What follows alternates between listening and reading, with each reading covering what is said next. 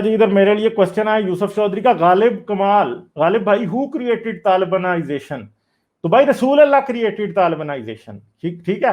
ملا عمر اور حضرت عمر میں کوئی فرق نہیں ہے، صحیح ہے.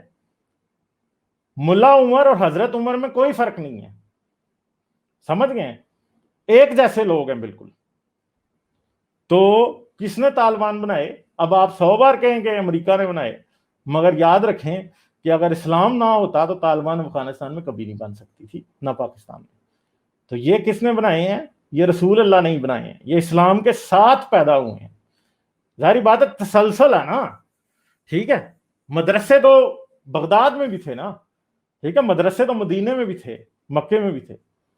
تو اگر آپ یہ کہیں کہ طالبان اصل میں کس نے بنائے ہیں، تو ہاں پیسے امریکہ نے ضرور دیے ہیں، مگر طالبان کا جتنا لٹریچر کہتے ہیں کہ فلاں یونیورسٹی سے چھپ کے آیا تھا، مگر مسئلہ یہ ہے کہ وہ انہوں نے کون سا قرآن خود حدیث ایجاد کرتی تھی.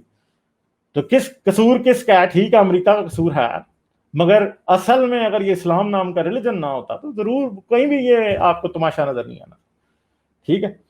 اور ملا عمر اور حضرت عمر میں کوئی زیادہ فرق نہیں، بالکل ایک جیسے ہیں لوگ، ٹھیک ہے. وہ بھی لوگوں کو کوٹ لگاتا تھا، سنسار بھی اس کے دور میں ہوتے تھے، ٹھیک ہے، گلے بھی اڑتے تھے، گستاخ رسول کی سزا بھی ہوتی تھی، ٹھیک ہے. اور ظاہری بات ہے کہ پھر اگر تو شیعوں سے آپ پوچھیں تو اہل بیت کا تو وہ دشمن بھی تھا عمر، ٹھیک ہے. تو یہ باتیں ہیں ساری.